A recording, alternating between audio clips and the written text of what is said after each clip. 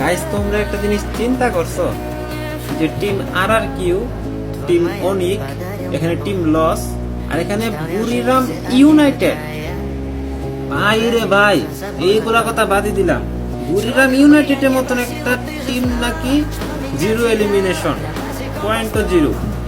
নিচের একটা দুইটা তিনটা চারটা পাঁচটা ছয়টা টিমের এলিমিনেশন জিরো, পয়েন্টও জিরো। সেখানে বুড়িরাম ইউনাইটেড স্পোর্টও ইনক্লুডেড আছে ভাই। এটার মতো একটা টিম এখানে পাত্তা পাইতেছে না। সেখানে আমাদের বাংলাদেশি টিম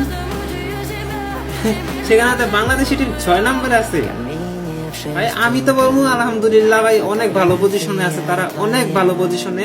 তবে আরো বেস্ট ট্রাই করে উপরে উঠতে হবে। যেহেতু বাংলাদেশে গেম ব্যান্ড, তাই তারা ওল্ড এক্সপিরিয়েন্সটা তাদের নাই। আগে পরে কখনোই তারা কোনো বড় ধরনের ইন্টারন্যাশনাল লেভেলের টুর্নামেন্ট তারা খেলে নাই। কিন্তু এই যে বুড়িরাম ইউনাইটেড স্পোর্টস বলো, তারপরে অনিক বলো, RRQ বলো, এগুলো কিন্তু নাম করা টিম ভাই। এগুলো যদি এখানে পাত্তা না পায়, সেখানে আমাদের রেড হক্স, আমাদের RSK আছে 6 নম্বর পজিশনে ভাই। এটা অনেক বড় একটা অ্যাচিভমেন্ট ভাই। যারা টুর্নামেন্টে অ্যাক্টিভ আছো, যারা টুর্নামেন্ট দেখো রেগুলার, তারাই বুঝতে পারো। তোমরা 2024 সালের টুর্নামেন্টটা দেখতে পারো, সেখানে আমাদের বুড়িরাম ইউনাইটেড ছিল, RRQ ছিল। এগুলো ভাই অনেক স্ট্রাগল করে সে পর্যন্ত গেছে।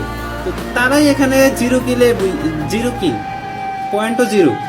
সেখানে আমাদের RSK ভাই 6 নম্বর পজিশনে আছে ভাই। বাংলাদেশিদের জন্য একটাই কথা ভাই, তোমরা কেউ হতাশ হইও না। তারা তাদের সর্বোচ্চ চেষ্টা করতেছে, তারা 6 নম্বর পজিশনে অলরেডি আছে। এটাই অনেক বড় অ্যাচিভমেন্ট ভাই, এটাই অনেক বড় অ্যাচিভমেন্ট, আর কিছু চাই না। তো দেখা যাক কয়টা ম্যাচ গেল, 3টা ম্যাচ মেবি গেছে না 4টা জানি গেছে। দেখা যাক সামনে কি হয়।